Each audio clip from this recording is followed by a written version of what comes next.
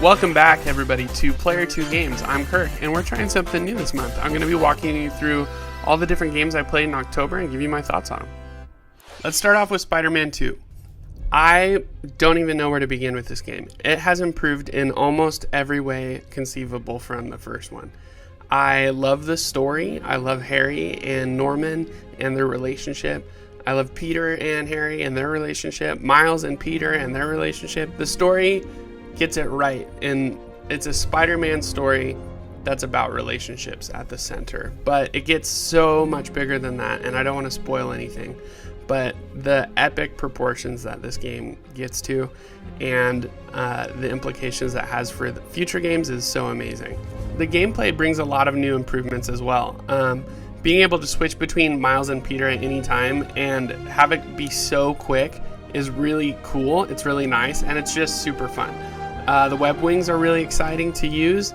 They make traversal a lot faster. When you find yourself swinging out of the financial district over Central Park or the rest of the city, it makes transitions a lot easier, especially now that you're able to cross the river. The combat has been improved and simplified at the same time. The gadgets seem like they got nerfed a little bit. Like, they removed a lot of gadgets from the first one. I remember being able to have the web bombs and the trip lines. I really enjoyed using those, and they got rid of those. They only have like 4 each, I think, and they're all the same, and there's not a lot of variation in between that. They also got rid of the ultimate abilities. Well, they still have ultimate abilities, but they had a lot more in the first game, so that's kind of disappointing to see those go.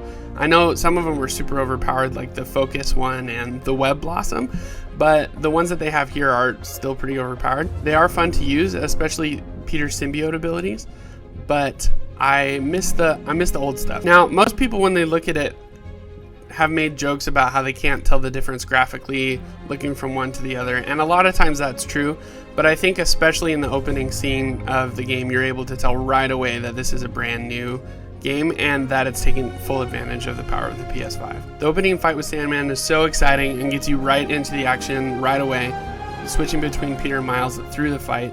It gets you amped for the game. It's such a good intro. Another thing that I was slightly disappointed in was the amount of suits in the game. Through the new feature of having different color suits, there are a lot more suits technically, but I felt like there was just a little bit less to be desired. I was hoping for some more black suits, some more symbiote suits. As far as Peter goes, Miles' suits were awesome. He had a whole bunch of them. It seems like they made a bunch for this game because he has obviously less to draw from being a newer character, but really happy with Miles' suits. I don't want to spoil any of them because that was my favorite part of finding out through the game, kind of the suits as you unlock them. Miles had great suits. Peter, I wish he would have had more, but the ones they gave us are great. So I'm hoping they support this one as well as they did the first game because, gosh, they kept updating that game for several years after it was released, giving us free suits and updates and things like that. I'm also expecting DLC. They said that they'll be adding New Game Plus before the end of the year, but I hope they do at least 3 DLC sections like they did for the first game. People mentioned that they thought it was too short, but I really don't think so. I thought it was the perfect length, and they couldn't have stretched the story much more. Obviously, it left me wanting more, and I probably will be playing through it again before the end of the year. But I feel like that's a great problem to have. People finish your game and they don't want to stop playing. All right, next I played Chants of Sennaar. Now this game it's a little bit different. It's a puzzle game. The main gimmick of the game is a puzzle game built around deciphering language. So once you start the game, you are in this new place. You wake up and you have to figure out how to read this language. It's a hieroglyphic based language, and it gives you a notepad in the game that works a lot better than it sounds like it would by being able to associate pictures with the pictographs or the characters. And then you use that notebook to piece together the language and figure out how to communicate with people, how to move on to the next parts of the game. It's got a very beautiful minimal art style that is both great to look at and mysterious and immerses you into the feeling of sort of loneliness and fear that I think the developers were going for here, and it's really great. There is a true ending and a bad ending, and that depends on your completion rate throughout the game. and I think it does make sense actually the way that they put that all together. I don't want to get into spoilers, but I will say one thing. So if you're planning on playing and you like surprises, maybe don't listen to this very next part, but I have not been so impressed by an ending in a video game in a long time. The way that I just don't. Oh, it's just so good. I was very pleased with the ending in this game. I think the symbology of what's going on, no pun intended, is very beautiful actually, and I think the developers get a good message across. It was actually nominated for one of the Game of the Year categories, Games for Impact, and I totally understand why. I think it deserves to win, and I'll be voting for it. Could probably beat this game in around 10 hours or so. I played it on Nintendo Switch, and I had no issues with graphical fidelity. It ran great, looked great. So let me know if you want a full review on that game. I would love to do that if people are interested, but I definitely think you should play it. It's like 20 bucks or something, but totally worth the 20 bucks. Yeah, it's a great time. Mario Wonder has been nominated for Game of the Year and is consistently regarded as one of the best Mario games ever made. That's a huge achievement. Mario has had tens, if not hundreds of games, tens of mainline games, most of which are rated 85% and up. This game brings tons of new ideas and tons of exciting implementations of those ideas, and the beautiful world design in every single world. The level design is amazing. The controls are so tight, even more so than they have ever been, which sounds impossible, but it's true. It all makes up for a really great game and one of the top 3 probably of mine this year. I'll be doing a video on my Game of the Year before the end of the year, and I guarantee you Mario Wonder is going to be on that list. From the very beginning of the game, you're encountering all of these new ideas, and through the Wonder Flowers, not just the Wonder Flowers, they have lots of new ideas, but the Wonder Flowers are the thing that makes this game the most different. Right off the bat, one of the first levels has the Piranha Plants Parade, where they're all singing and dancing, doing something that feels new and yet familiar at the same time. I've almost 100% of the game, and I will probably be playing it through again with Luigi, because it is just that much fun. I don't think it'll get old either. I think one thing people are wondering,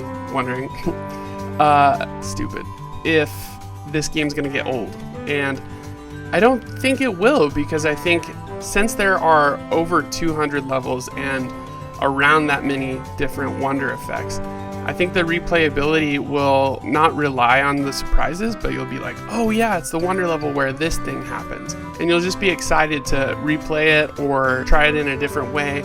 I think it'll be really fun to do different challenges with this game.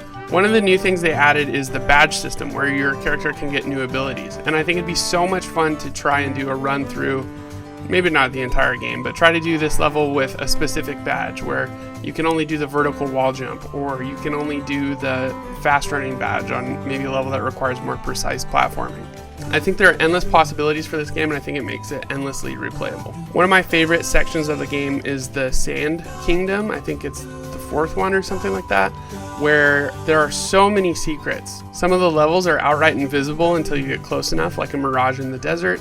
Some of them are hidden behind walls and under pipes and things. And within each level there are lots of secrets to find, some of which are very challenging. And I think the game really rides the line of accessible and challenging very well. I think anyone could pick up and play this game and have a really great time. And I think for seasoned players who want to test their skills and challenges, there is things for them as well, especially with the special world challenges. Those ones get pretty intense and had me retrying lots and lots of times. The final level I wasted over 100 lives on, and I still haven't quite finished. But altogether, Mario is such a joy. I don't have much else to say other than you should pick up this game and try it out. The next game I played was one of the weirdest, but also one of the most interesting. And that game is called Gorogoa. What appears to be hand-drawn graphics are simply beautiful, and the mechanics are very unique. It's one of the first games I've played that plays with perspective in a way that is so easy to understand, so satisfying, and really gets you to think and engage with it on a level that really makes you feel like you know what you're doing. That being said, because of the perspective stuff and not always knowing what to click, unless you let the game highlight stuff for you. It can really easily fall into just clicking on everything until something works. But for the most part, you can kind of, after doing that a few times, you can kind of tell what you need to click on, how to engage with certain things, what panels to move, what things to click on. And so that's the sort of gimmick of the game.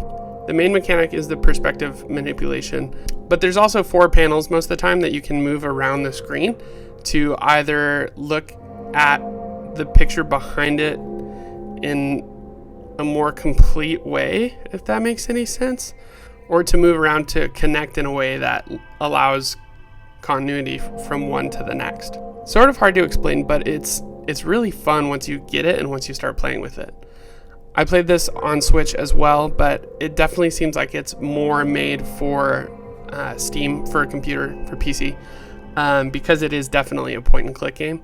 Whereas with Switch, it's more moving the cursor around and trying to hit A on top of whatever thing there is, or you can use it with the touchscreen, which is what I ended up doing because it made more sense to do it that way. I don't want to say too much more because most of the spoilers for this game would be the mechanics and how they interact, but I think it's a great game if you like puzzle games. It's like $10 or something, and it's from Annapurna, who's a wonderful studio who makes all kinds of these artsy, I think it's indie game that they pick up.